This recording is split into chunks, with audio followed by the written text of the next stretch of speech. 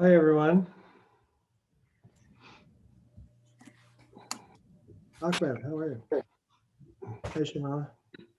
Hey, how are you? Shahar, good to see you. Hey. Good to see you too.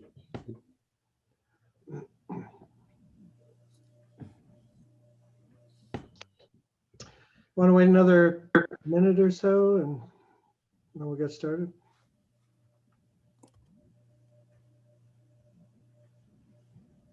Or we can just get started and people can jump in. We could do that too.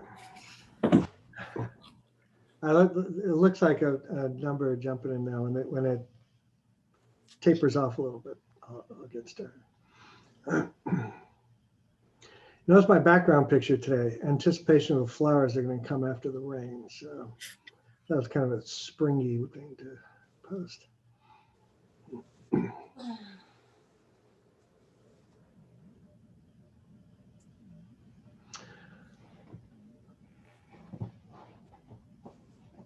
All right, my computer says 12:02. Maybe we should get started. Okay, welcome everyone to the first installment of XTalks, sponsored by the College of the Pacific. XTalks is short for crosstalks, or more specifically, cross-disciplinary talks, where we're going to take a look at some important issues from the point of view of different disciplines, because we all understand that complex issues really can't be completely understood through the lens of a single discipline. On one bit of background for today's topic is that in 2020, 42 million Americans, about 1 in 8, owe student loan debt. And that student loan debt in total now exceeds $1.6 trillion. That's trillion with a T. I'm going to tell you this fact, and you can go figure it out for yourself if you want. If you went back in time 1 trillion seconds, just a trillion ticks on the clock, how far back in time would you be? Figure it out. I'm not kidding. 31,700 years ago. Point is, a trillion is a big number. Student loan debt in the United States now about $1.6 trillion. Our theme today addresses this specific question. Is canceling student debt the right thing to do? So let's begin today with a poll, and I'd like everyone to respond to this poll and answering that question. Is canceling student debt the right thing to do? So everyone should see the poll now? I do not. Someone on an iPhone. The poll showed up when I first joined the meeting for me. Who? Can't see it? I can see it. I can. All right. I clicked on polls and then it showed up. Yeah, that's what I'm looking at.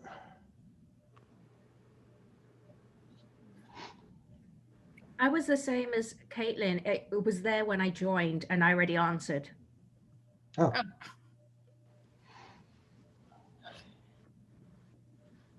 That's kind of like having the exam in advance, Sherman. I answered, so yeah, you can. So.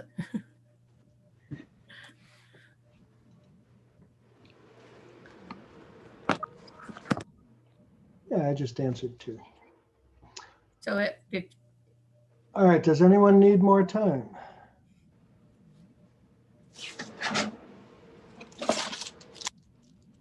All right, Elizabeth, I think you're going to have to read the poll results because I don't see them. Okay, the poll results are yes, all loans to all borrowers, 21% said yes to that. 71% said yes, but with restrictions. Wow. Nobody had no opinion. That's what I like about this group. 8% said no, but maybe with some modifications, and nobody said no altogether. All right. Okay, we're going to come back. We're going to ask that same poll at the end of the talk here today. So, but before we do that, let me just ask this: for someone who answered yes, would you like to share in one quick sentence why you answered yes? Just unmute yourself and tell us 1 second, or I'm sorry, 1 sentence. Anyone? Why did you answer yes? I can talk. One sentence. I think that like young folks are signing on to loans that are detrimental to like so long into their future, and that college should be accessible and shouldn't have a large financial burden for so long. Okay, thank you. Azura, if I'm pronouncing your name correctly. Okay, would someone who answered no, but with some restrictions, tell us why in a sentence? I can go. I'm Skylar Carlson. I'm a new faculty in chemistry, and I have found that while paybacks have been like a huge portion of any disposable income I've achieved a level of income that I don't think that the forgiveness would mean as much to me as it would to myself even 5 years ago or 10 years ago, where I was able to take certain deferments because of like my lower income or my educational status. And I think that it's important that if we're considering this to like, I read an article recently that said that the Okay. Okay, thank you, Skylar. Thank you very much. I appreciate it. Okay, so again, just to give a sense for why people answered what they did. So again, the question we're addressing is canceling student debt the right thing to do? On the surface, you might think it's an easy question to answer. It isn't. It's a pretty complex issue. So today we have two faculty members, a philosopher and an economist. We're going to give some insights and perspectives on this question. Dr. Lou Matz is a professor of philosophy and chair of the philosophy department. Dr. Matz has been at Pacific since 1999. Dr. Farley Staniec is a professor in the economics department, associate dean of Bennett College. Her research is primarily on the economics of higher education, and she's been at Pacific since 1993. Before we get started, one quick ground rule. Feel free to ask a quick clarification question during the presentation. We'll leave time for more in-depth questions at the end. If you have a question, you could just raise your little blue hand or send it to me privately in the chat and I can read it, or just unmute and ask. So without further ado, let's get started. Dr. Staniec. Thank you, Bill. And like Dr. Herrin said, I'm going to present a bunch of data and I'm going to go through some of it fairly quickly, but I just want to make sure that we're all on the same page, that we're all talking from the same facts so that when we have our discussion, so some of this, I'll have my slideshow up available. So if we're having a discussion, somebody says, what was that figure on? Whatever. So the people here on the panel are freaking out at the number of slides I had, but I'm going to go through them quickly just to make sure that we're all sort of talking from the same thing. This is a quote a colleague in a different department used to have posted on his wall, and I liked it a lot, and he gave me a copy of it. And for every complex problem, there's a simple solution, and it's wrong. And that's so that, we have that poll, should we cancel? Well, maybe we should. There's so many aspects to this question. And so that's why it's useful to talk about things from an economics perspective, from a philosophy perspective, from all sorts of different perspectives, because there's no one right, simple answer, but it's certainly something that's really worth talking about. So here's some data. As Dr. Herrin said, in 2020, his numbers were slightly different than mine. This was from June 2020, my numbers, 42 million borrowers, $1.5 trillion in debt. 92% of those loans are owned by the US government. So when we talk about the federal government discharging debt, that would be the bulk of student loans. And you can see that student loans are that red section there. So they're the second largest category after home mortgages. Home mortgages are that gold category. So of everything that's not a mortgage, you can see how big student debt is and how big that's become over time. I don't know if you can see that. First is 2003. So it's not talking a really long time ago, but even in the 2000s, how big student loans are as a portion of all debt has increased. And as you can see, particularly for 18 to 29-year-olds, student loan debt really is slightly bigger than mortgages. So it really is the most debt that they're carrying as you get older. But you can see even the 70 plus, some of those people are still carrying student loan debt, which you kind of think, oh, it's something that you do for a few years and then it goes away, but it's still there. But certainly for young people, it's an even bigger deal. Lots of evidence that student loan debt is a problem for many former students, and you can look at these sites, but it lowers their credit scores, puts them off buying a home, saving for emergencies. It affects people's choices about what they're going to do for their career. If you're going to have all the student debt you have to pay off, maybe you shouldn't go into a low paying job that you really want to do. Maybe you have to go into a higher paying job. Now, if you really want to do a higher paying job anyhow, you're in luck, but it may affect your career in a way you didn't necessarily mean for it to. And then there's a lot of studies about psychological well-being and life satisfaction and self-perceptions of welfare and things like that, that people have found are negatively affected with having this significant student loan debt. But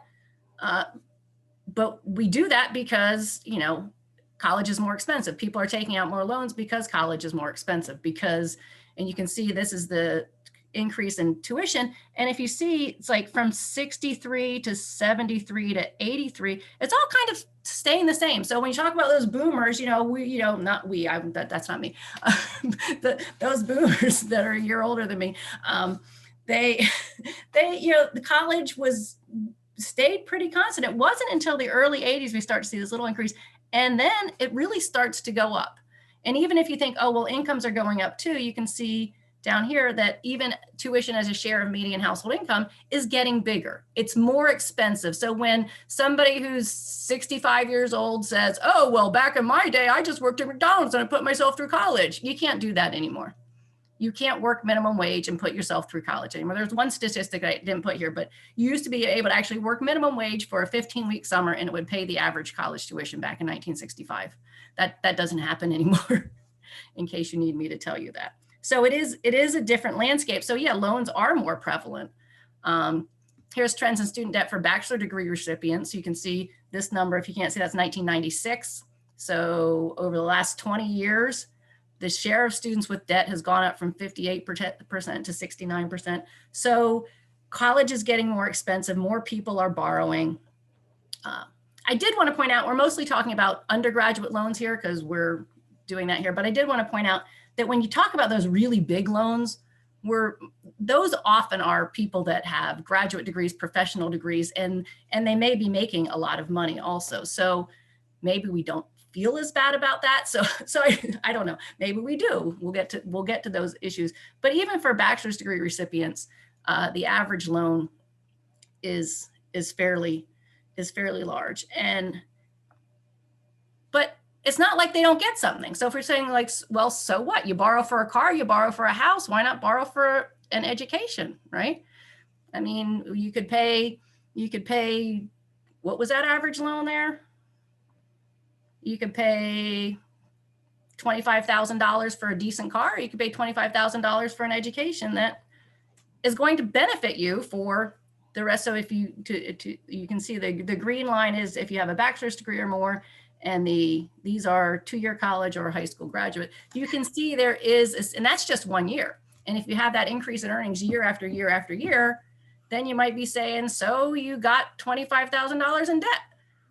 Maybe it's worth it. Maybe. And for many borrowers, the debt balance is relatively small.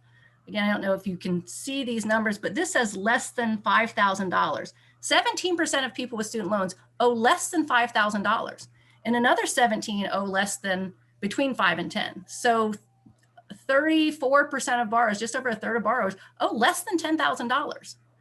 And you get down to these really big 100,000, 200,000. That's a small percentage of borrowers, but they hold almost all of the, a third of the debt. Those 7% of borrowers hold a third of the debt. But again, it's a lot of those really high balance borrowers that hold a lot of the debt, and a lot of the debt is held by the highest quartile of income. And again, because this includes those people that have graduate and professional degrees, particularly professional degrees, if they go to medical school, they do have enormous debt, but they also have higher incomes. And so there may be discussion about, when we say remove all debt, people are like, well, do we really want to remove all debt, or, so just some things to think about, just some data. So why cancel debt? In addition to the borrower's problems that I talked about earlier, there are macroeconomic suggestions that there could be an increase in real GDP, decrease in unemployment, job creation, because all this money is going to be in the economy. And so people are going to need to hire people to do things that people want to spend money on. And the simulations in this particular, and all of my sites are here, and I'm happy to share the slideshow with anyone.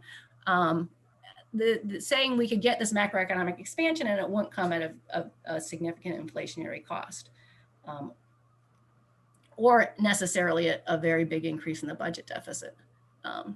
Another reason we might want to, so not just the effects on borrowers and the effects on the macroeconomy, but it's an equity issue in a large sense. The effects of the debt aren't evenly distributed. You can see here's all debt, but you can see students that go to for-profit institutions, that's $50,000 or more. So all students have, 11% have debt of $50,000 more. Public four-year school, only 7% have that large. Even a private four-year school, and we know those aren't necessarily inexpensive, only 12% have debt over $50,000. These for-profit colleges, a number of which have shut down recently, are taking a lot of money in student debt, are taking a lot of money from student loans, and maybe not, I'm not going to put, I'm not going to make normative statements, but there's some data. And also Black graduates are much more likely to have debt and much more likely to have, I dropped my pen, more than $40,000 in debt.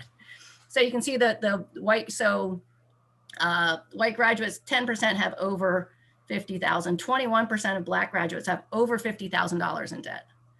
And a third of them have over $40,000 in debt. So it isn't, the burden is not shared equally, even among we're back to bachelor's degree recipients now. It's not shared equally across all students. I don't have first gen figures here, but Black students and also first generation students, where they're the first person in their family to go to college, also have a higher debt burden. Students who attend for-profit schools, not only do they have a lot of debt, but not surprisingly, they're much more likely to default. So you can see of all borrowers, 34% of people at for-profit that went to for-profit schools default, as opposed to say 11% at private nonprofit. And again, if you look at Black students at for-profit schools, that's over 40% of Black bachelor's degree recipients who went to for-profit schools default on their loan at some point. And so that is concerning. And particularly because a lot of this data that we're seeing, a lot of the data I showed you, because it's a lot of the data that people talk about, is for degree recipients. And what we ignore a lot are the people that didn't get their degree. There are a lot of people out there with significant student loan debt, and they're not, you say, okay, let's pay for it, but you're going to get that great increase in your earnings, but not if you don't get your degree. And so that's an area of concern also. So if you look at the no degree not enrolled, 41% of those people default. And among Black students who didn't complete their degree, 55%. If students borrow money and don't get that credential, that's a really big risk factor, and something that we might want to think about. And so some things like income-driven repayment plans, you think, okay, there's a lot of them out there. Some of them are more complicated than others, but the idea is we'll tie your payment to your income.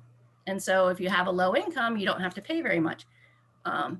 Thing is, so for Black students who, for a lot of reasons, labor market discrimination among them, may not be making as much money, 60% of them are in income-driven repayment programs with 0% payments. I mean, $0 payments, which is great. Okay, you don't have to pay your loan, except your interest keeps accumulating. Your interest keeps accumulating. And so what happens is after 20 years after starting college, the typical Black borrower still owes 95% of their debt. This is just a remarkable figure, I think. And a lot of that has to do with, yes, the income-driven repayment programs are really valuable because you don't have to pay back your loan if you don't have a very high income. But if you're not paying back your loan, it's not going anywhere. And so in a lot of cases, people's loans are actually increasing. So what should we do? And this is something we can talk about, so I'm not going to spend a lot of our time, but the Aspen Institute, the EPIC, has some really great research on this stuff. but they looked at a whole bunch of different proposals from both sides of the aisle and classified them into 4 basic categories.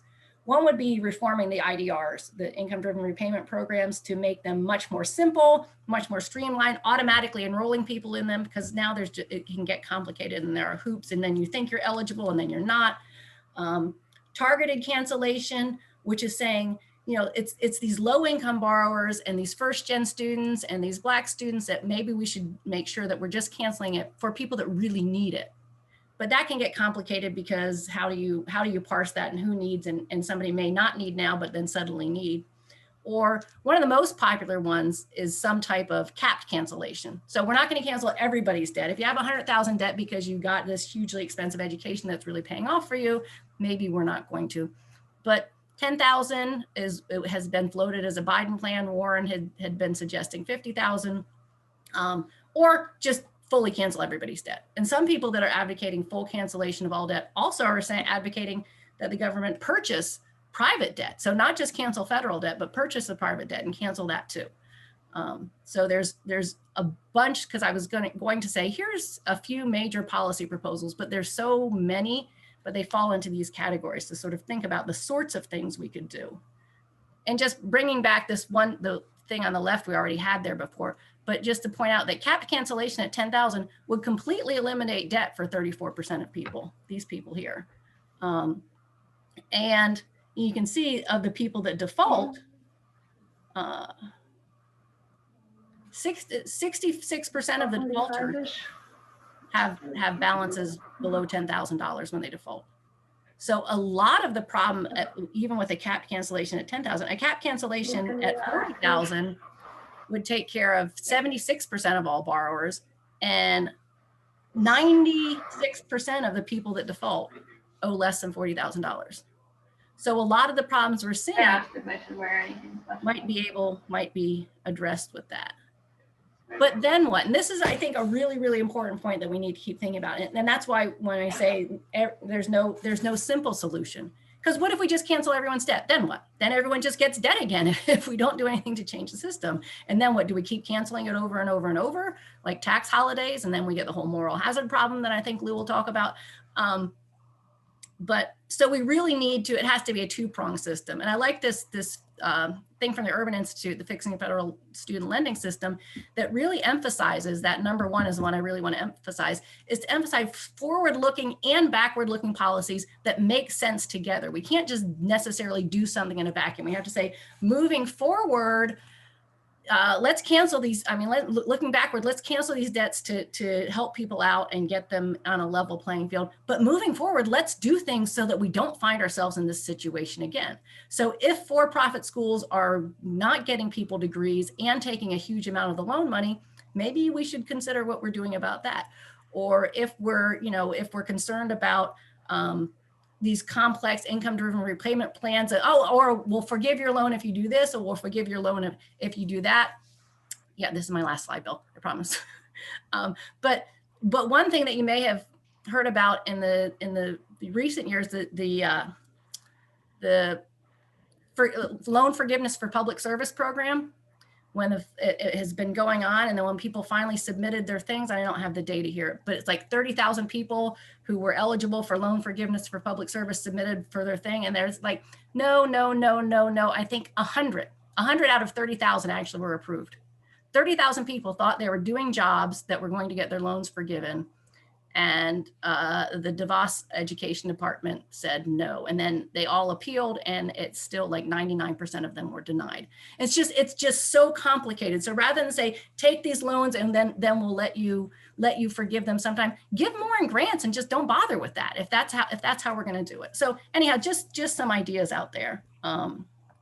And so that's a lot of information about what we're doing, what we could be doing, but it doesn't tell us what we should be doing. And that's a moral question that our philosopher can help us think about. So thank you very much. Any quick questions for Dr. Staniec?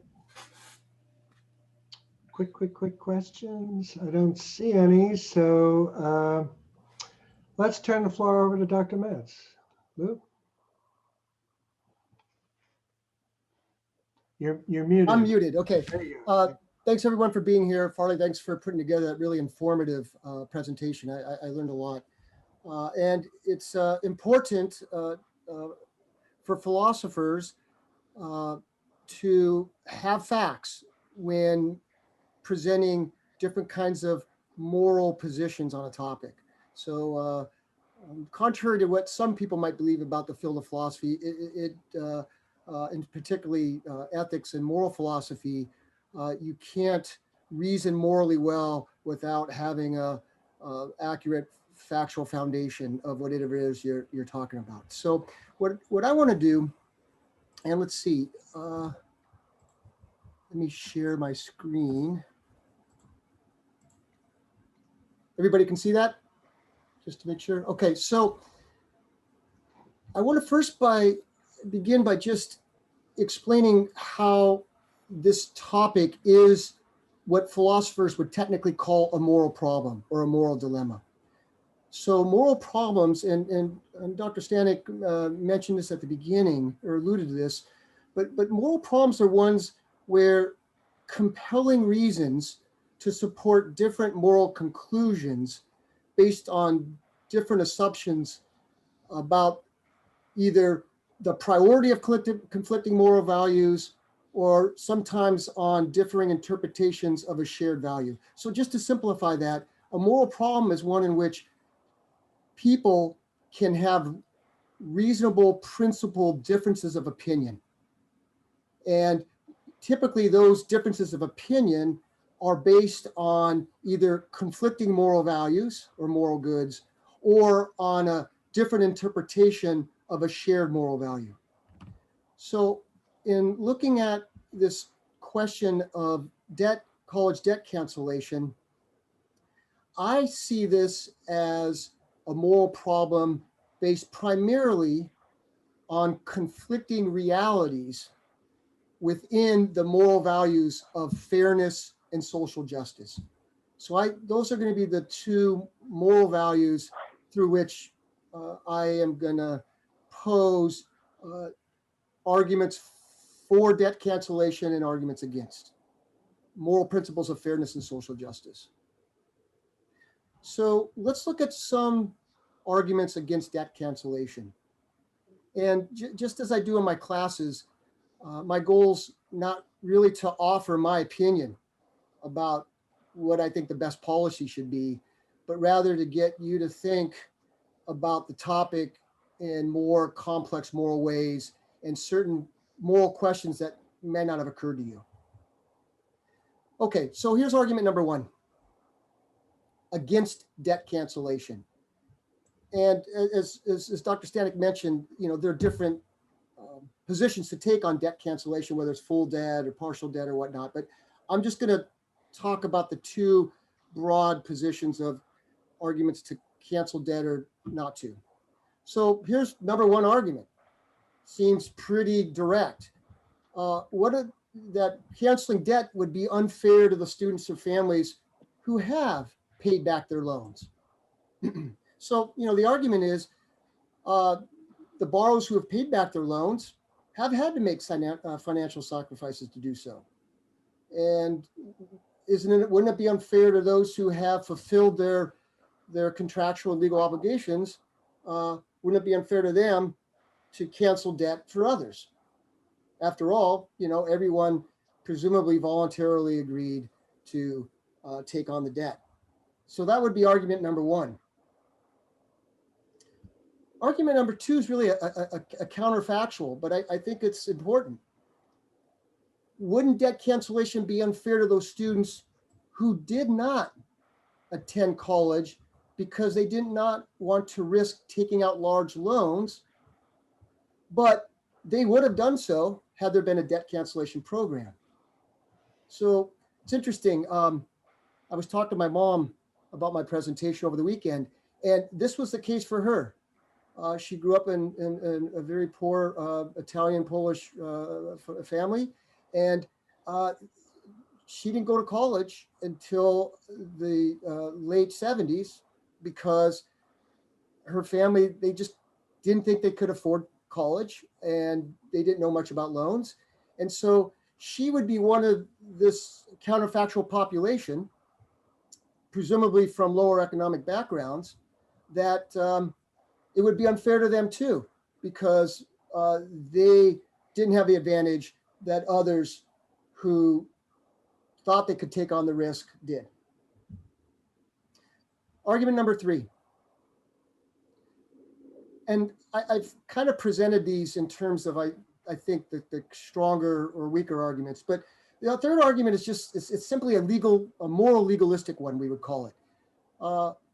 It's unfair that students or families are not paying back what they owe. So you might say, isn't it a foundational moral principle, foundational principle of justice in the society that people pay back what they owe? And families and students voluntarily took on these financial obligations, they're morally obligated to repay them. Then the fourth argument, you could extend the argument to say, well, what about borrowers in different sectors of the country who have difficulty repaying loan debt, but who also contribute to a public good? So as we saw in Dr. Staniec's data, those who obtain a college degree, one of the values, one of the functions is to improve the lives both of the individual but of society at large. Well, you can make the same argument about small businesses. Yeah, business owners are personally profiting, but they're also contributing to a public good. And so wouldn't it be unfair to borrowers who start small businesses, say, and aren't able to pay back their loans, to not extend this policy to them? So here's the moral principle. It's unfair to treat similarly situated persons differently. Both groups are similarly situated, taking on debt, but one is being differentially treated. One is being treated differently than the other. All right, so as I see it, those are the 4 main arguments against debt cancellation. Well, what arguments can be given for? Well, the first argument, I think I put it first because it's, I think, the strongest, and it's backed up by all the data that you just saw in the previous presentation. That is, college debt accentuates economic inequality. And so this is just a basic point, but you saw all the different facets of this, right? That based on the empirical data, debt load is unfairly affects those from low-income households who have difficulty repaying. For example, 70% of those who default on loans are first-gen students, and 40% come from low-income backgrounds. So that's one of the primary moral arguments about to support debt cancellation. The costs and benefits are not equally shared. And here's a second moral argument, which then addresses really how this problem could be remedied going forward. And we'll just call this the social justice argument. And that's the argument that in societies like the United States that are wealthy enough, doesn't it have an ethical obligation to subsidize public goods, of which higher education is one? So, or vocational education. So the argument is, there's an ethical obligation for the government to subsidize higher educational vocational training, either in full or substantially, because it's a primary social good that benefits not just individuals, but society in the different ways that some of the data that Dr. Staniec presented shows. And the force of this argument, I think, is the social justice argument, is that there's certain conditions that human beings need to realize their freedom, to actually have the power to act on choices that they want. And some of these conditions are things like perhaps pre-kindergarten education, universal health care, and I would argue a reasonably priced, if not fully subsidized, higher education or vocational education. So those would be the 2 arguments. And so the social justice argument implies that debt cancellation be turned into a national policy to federally subsidize higher educational vocational training, as is done in many European countries. So considering these different arguments and the data presented by Dr. Staniec, you know, we can revisit the question about should debt cancellation, is it a good idea? And I turn it back over to our moderator, Dr. Herrin. Thanks, Dr. Matz. Thanks, Lou.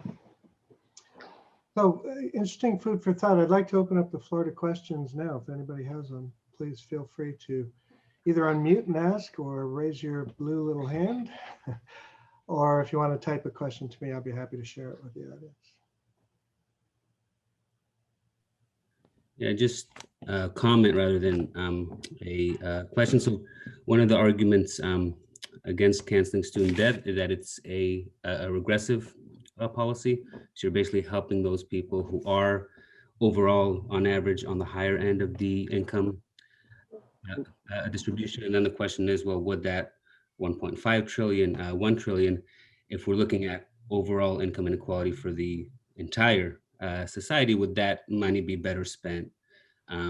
Anti-poverty programs helping those people on the much lower end of the income distribution. So about that trade-off of what else could that money be used for, and if we want to help decrease inequality, is there a better way to spend that money? So that's just one more thing to think about.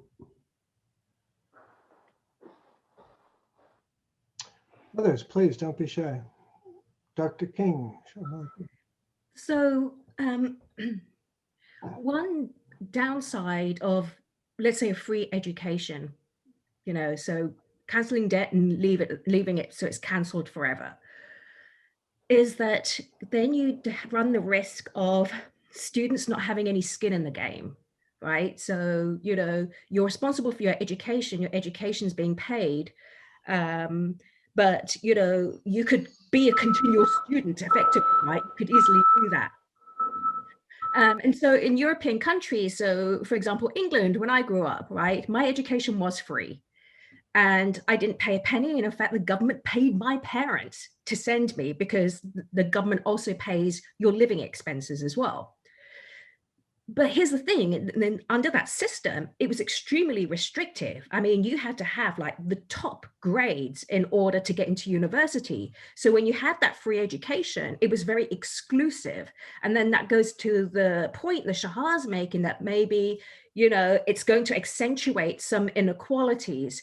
Of course, the British system has since moved to the American system. And so now there is more access, right? You can go to college and university, but of course you're going to be loaded up with debt. So that's the opposite side. So I just wanted to put that kind of out there. But then one more other thing is that, you know, from a macroeconomic perspective, you want an educated workforce. That's how the economy grows. That's how we come up with innovations. It is a public good. Maybe that's what the European countries are trying to do, but to avoid that whole, you know, moral hazard problem of, you know, students not putting in skin in the game, you know, working hard when the education is free, they restricted it. But it's a very difficult problem. Yeah, excellent point. So others, please.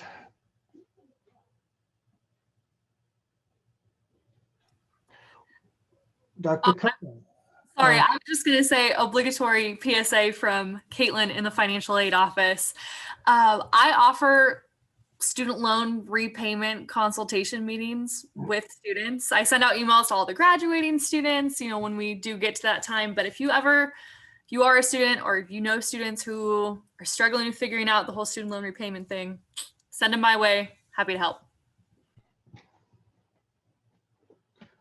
Dr. Conner, I think you had your hand up first, and then we'll come back to Ms. to Azora. Yes, thank you to both presenters. That was very informative.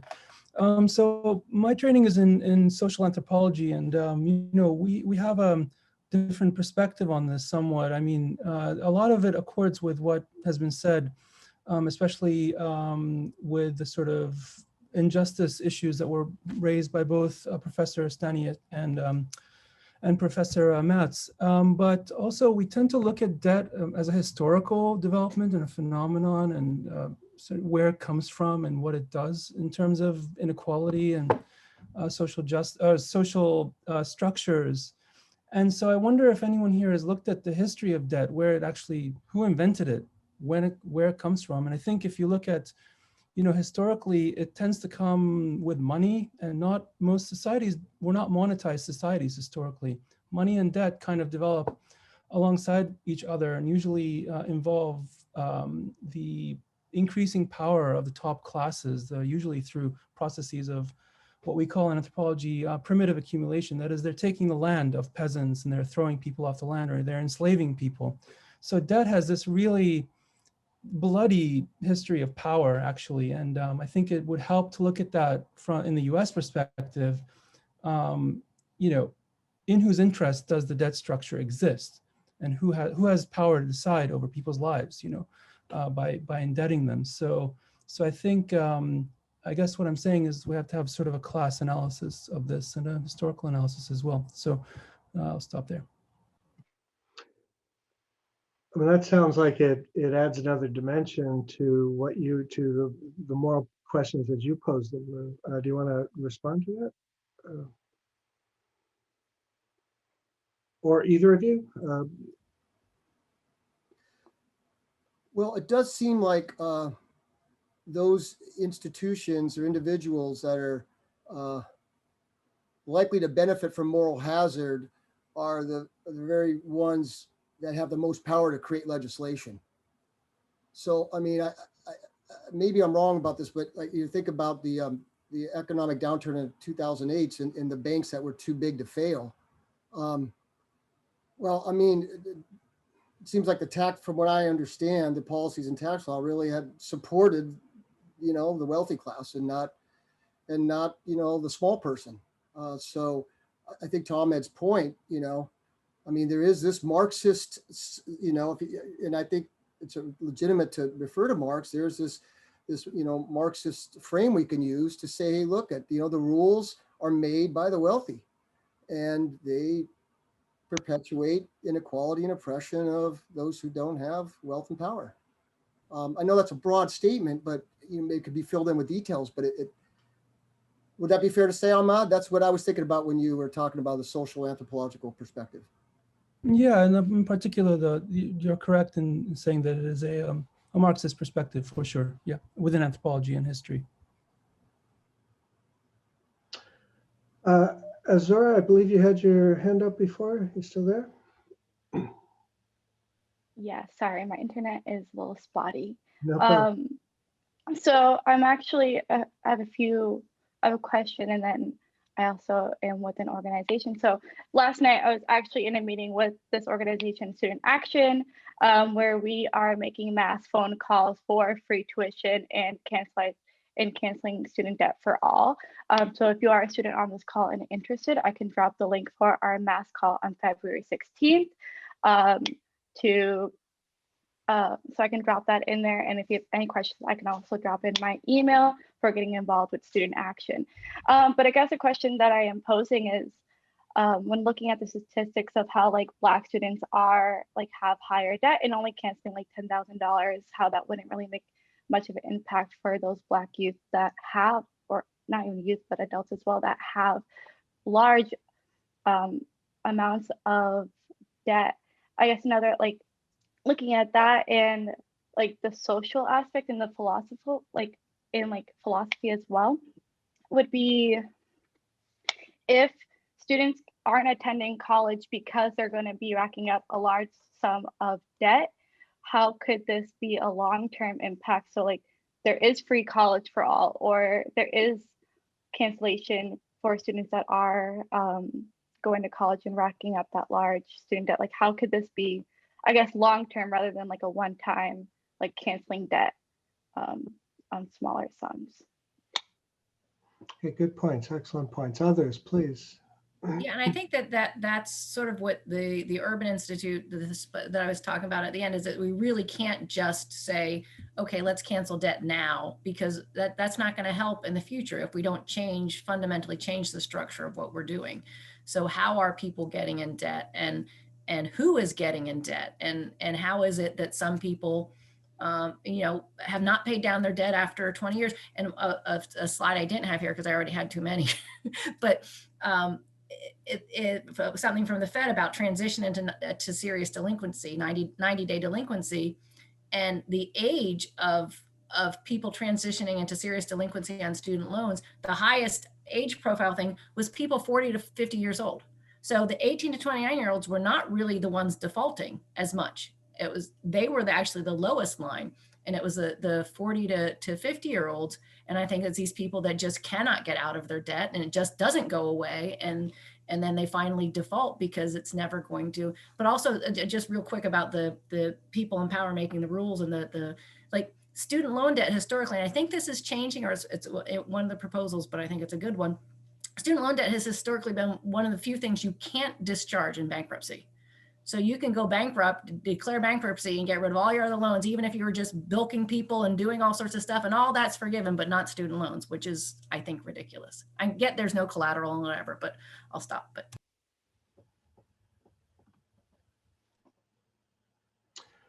Others? One of the things that you mentioned, Lou, in your slides is, heavily subsidizing. So rather than say canceling student debt, but then heavily subsidizing education for the future, right? Rather than a one-time shot. The only downside of that I can see is, let's suppose that you do have politicians in power that then say, well, we're going to heavily subsidize, say, the STEM fields, for example, because that's what the economy needs. And we're not going to heavily subsidize, say, the humanities because, we don't need the humanities. And that creates these distortions in society where you might not necessarily have the, social awareness, the critical thinking of, the humanities. I would worry about that a bit. I think you raise a great part, Sharmila. And my understanding is that already happens at the state level now with state appropriations for public institutions, what programs will be funded and what won't. I know there was arguments in some of the southern states, Florida and I think Alabama, about, why do we need philosophy departments in our public institutions?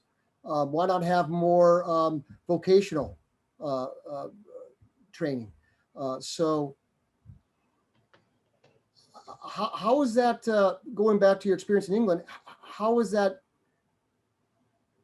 problem, you might say, inoculated from partisan political views, or is it?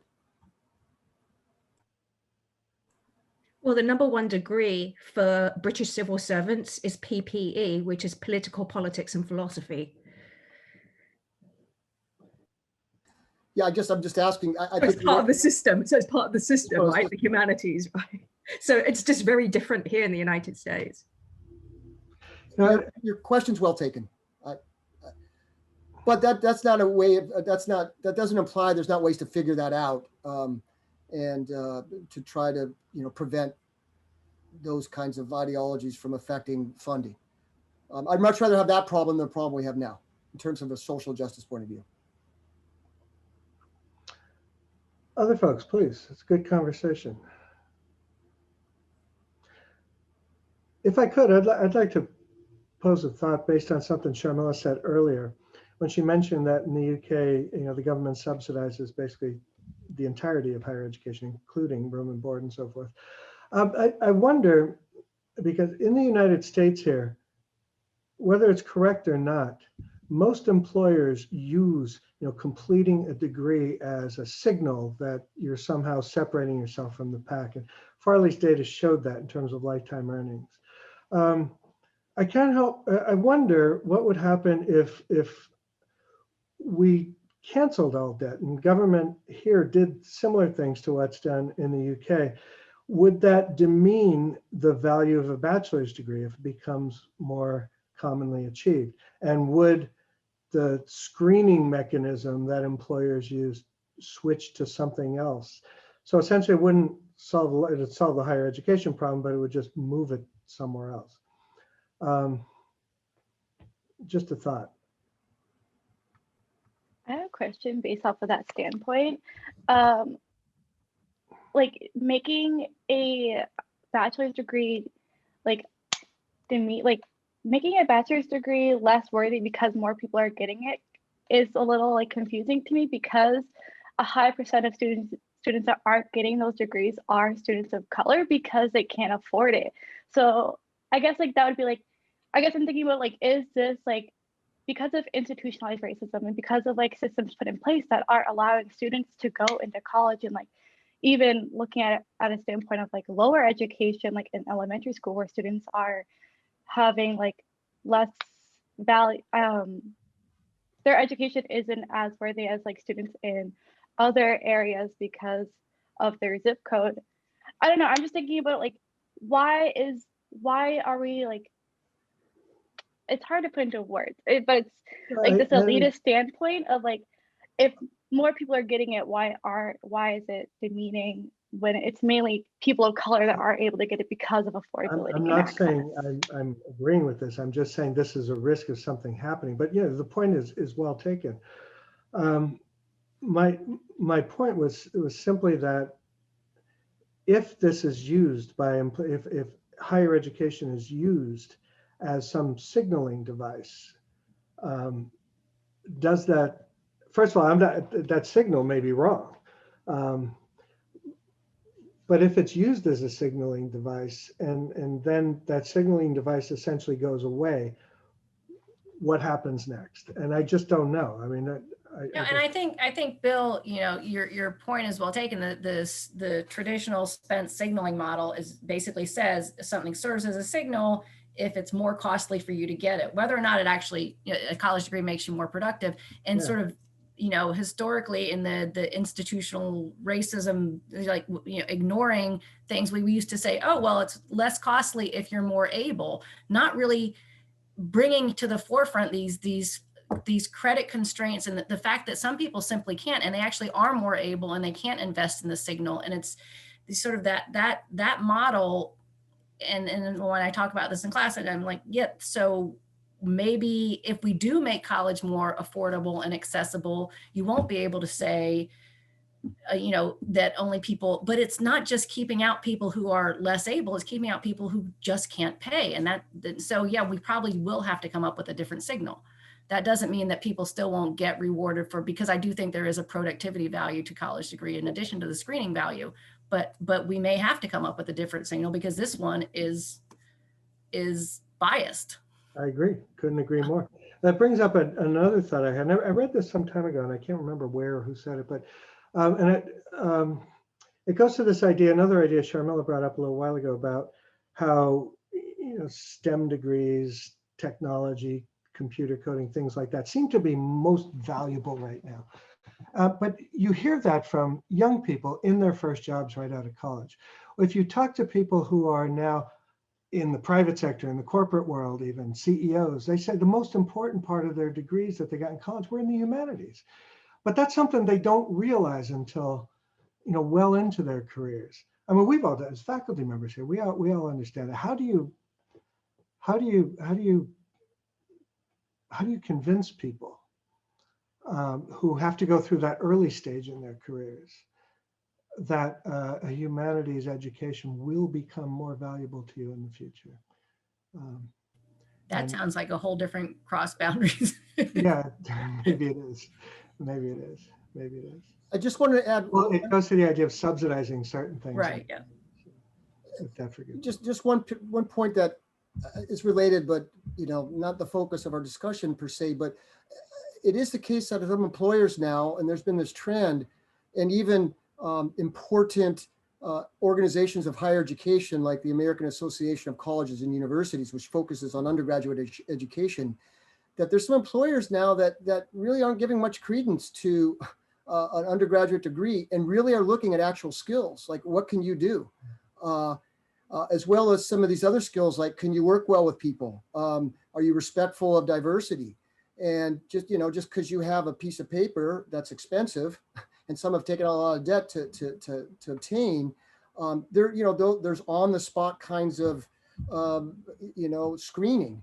So I would not be surprised if what we can call more outcomes oriented approach to hiring by employers becomes more the norm than just a credential based, diploma based. And that's where this trend towards badging comes in. And so even, it doesn't even have to be a full like certification or something, but I'm badged that I took these 3 courses in program. I have R, Python, and something, and I'm badged in that. And so it's sort of saying, but also even just competency based, when you finish a class, having something, an assignment you can point to and say, look, when you finish empirical methods, you can say, I have this document that shows you that I know how to use Excel very well to do regression. You know, so classes having things that you can actually link to on your LinkedIn page and say, here's my outcome. Here is something I actually did that you as an employer would find valuable.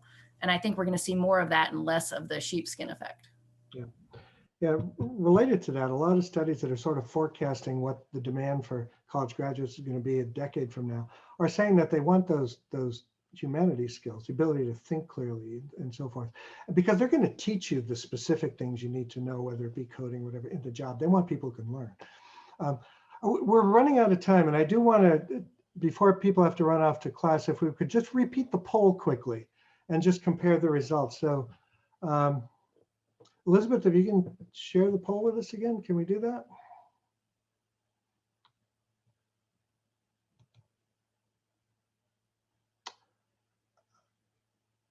I'm not able to do it. I am trying to bring it up. Okay. All right. I guess the question, if we can't bring the poll up, is did anyone change their mind or move their mind in a direction on the spectrum? Or was it just reinforcing what you already knew? I found it very interesting to research. I had fun. Okay. I think we all agree that an hour on a topic like this is not nearly enough time. But it is food for thought going forward. So, okay, it doesn't look like we're going to be able to do that. So I just figured it out. Sorry. Oh, there we go. Okay, does anybody want to take a shot at answering the poll again? What are we seeing, Elizabeth? We're seeing 18% say yes to all loans to all borrowers, 71% yes, but with some restrictions, and then 12% say no across the board. No across the board. So so the no went up. Is that right? I think we got a bigger variance. There was no before, I believe. Right. So the no people moved more strongly no, but everybody else, it was that the top 2 are pretty much the same as before, right? 18 or 19 and 71-ish. Yeah. Yeah. So we convinced people against it, I guess. There we go. Can you see that? Mm-hmm. Okay. Interesting. That was unexpected. I think, well, for me, I chose the second option, but I lean more toward like, yeah, we should do other things, because I realize now that there's actually a lot of other things you can do besides canceling student debt. So maybe that's why more people are leaning toward no, because suddenly we have like another option. Yeah, and when we made the poll, we realized like there's no simple polls, like there's no simple solutions, right? And we're like, what should the answers be? What should we think? So, but yes, that's a good point. Interesting. All right, my computer says 1 o'clock. I don't want to hold people up if they have other things to do. So thank you all for attending. I appreciate it. Hope you enjoyed the conversation. Thank you, presenters, Lou, Farley, great stuff. Okay, nice seeing you all. Thanks, everyone. All right, bye-bye.